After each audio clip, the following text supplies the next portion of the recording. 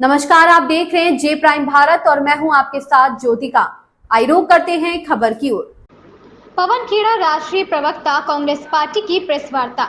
दूसरे चरण का चुनाव कल है। 8 राज्यों से होकर आ रहा हूं, हर जगह लहर बन रही है। कांग्रेस की 2 महीने पहले संशय था, लेकिन जिस तरह से ग्राउंड पर गए समझ में आया जो टीवी पर दिखता है वह जमीनी हकीकत नहीं है।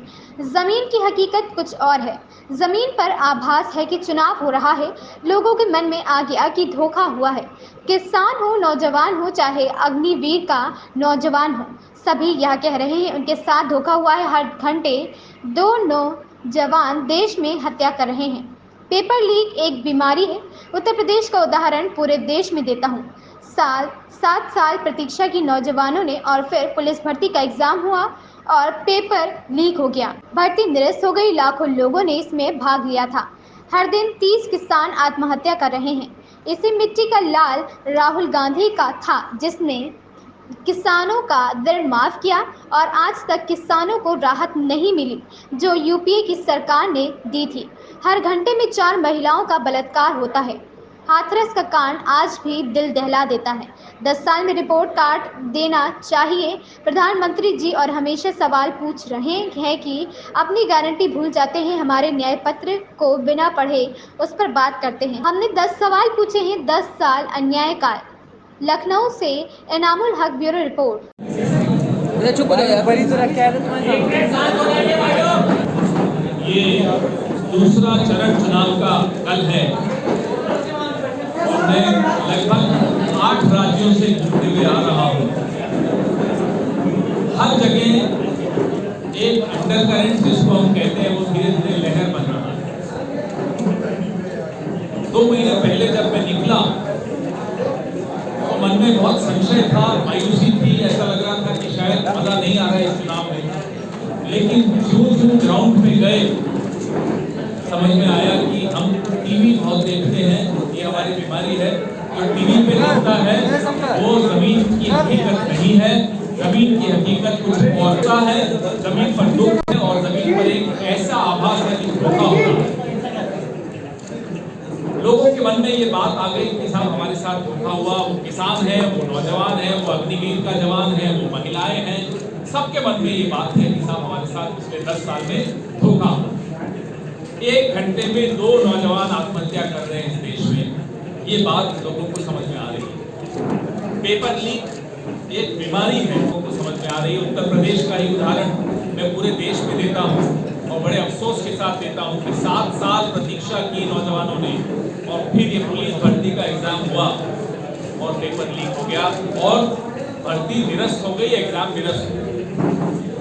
लाखों लोगों ने उसमें भाग लिया, 50 लाख लोगों ने उसमें भाग लिया और गरीब परिवार, मध्यम वर्ग के परिवार पैसा जोड़ कर इंतजार करते हैं कि साहब कोचिंग दी है, पेपर देगा बच्चा, पास होगा और नौकरी लगेगी। एक दिन में 30 किसान आत्महत्या करते हैं इस देश में।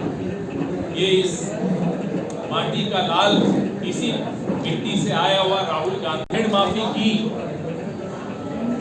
आज उसके बाद ही मिली जो यूपीए की डॉक्टर मनमोहन सिंह की सरकार ने राहुल गांधी जी के कहने पर, उनके आग्रह पर दी। 1 घंटे में 4 महिलाओं का बलात्कार होता है। ये हाथरस का आज भी दिल दहला देता है वो हादसा जब हम सुनते हैं। हाथरस तो एक उदाहरण है, अनेक उदाहरण, कानपुर, ललितपुर, अनेक उदाहरण हमारे सामने आए हैं जहां लगता है कि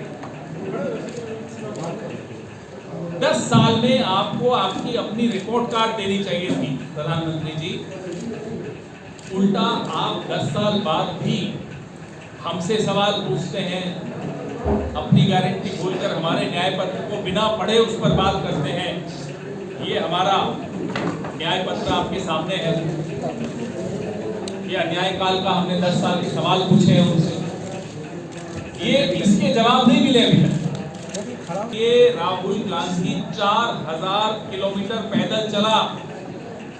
पैदल चलकर राहुल जी ने संवाद किया किसानों के साथ, जवानों के साथ, महिलाओं के साथ, आदिवासियों के साथ, मध्यम वर्ग के साथ, दलितों के साथ, अल्पसंख्यकों के बाद न्याय पत्र बना है। वो न्याय पत्र देश का जो मांग है, देश देश के अलग अलग वर्ग की, समाज के अलग अलग वर्ग की जो मांग है, ये न्याय पत्र उसको कैद करता है बिना पढ़े। अब देखिए, ना हम इसके पक्षधर हैं, ना हमने इस पे चर्चा की है, लेकिन मोदी जी को क्या चाहिए? दिनके का सहारा।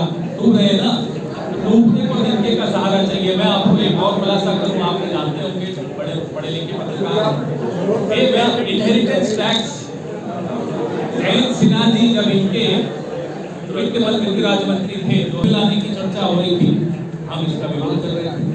बिना इस देश में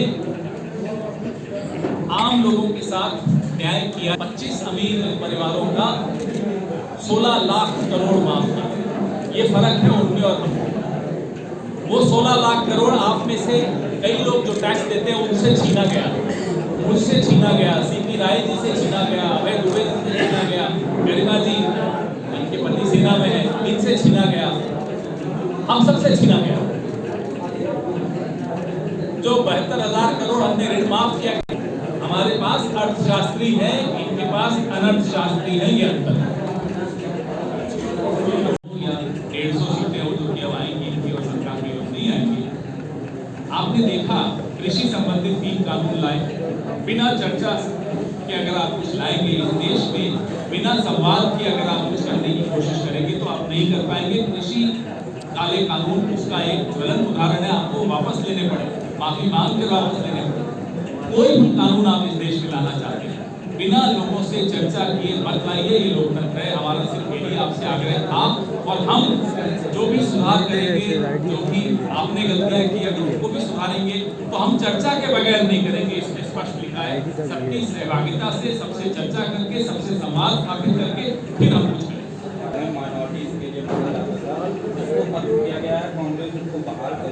अग्निवीर कोई सहूलियत नहीं थी। पहली बार अग्निवीर इस देश के नौजवान के साथ और इस देश की सीमा सुरक्षा के साथ एक बहुत बहुत बड़ा आपराधिक धोखा था।